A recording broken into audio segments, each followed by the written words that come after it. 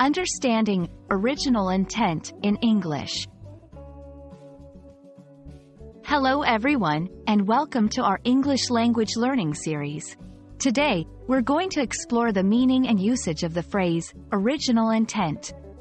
This phrase is not just a combination of two simple words. It carries a significant meaning in various contexts. So, let's dive in and unravel its nuances. Original intent refers to the initial purpose, plan, or meaning behind something. It's often used in legal and historical contexts to understand the foundational meaning of a document, law, or statement.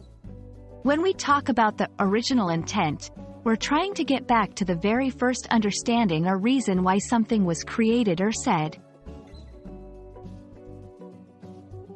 Legal context. In law, original intent is crucial in constitutional interpretation. Judges and lawyers often debate what the Founding Fathers' original intent was when they wrote the Constitution. Understanding this intent helps in applying old laws to modern situations. Everyday use. In everyday conversations, we might use original intent to refer to the initial plan or purpose behind an action.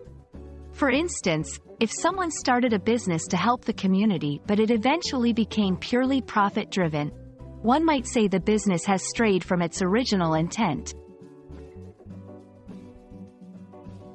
1. Historical analysis. The historian emphasized the original intent of the author when interpreting the novel.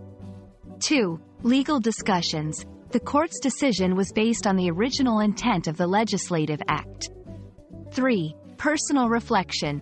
She realized her actions no longer aligned with her original intent of making a positive impact. Understanding original intent helps us grasp the foundational meaning behind actions, laws, and statements. It's a phrase that connects the past with the present, helping us understand the evolution of ideas and actions. I hope this video helps you understand and use original intent more confidently in your English conversations and analyses. Happy learning, and see you in our next video.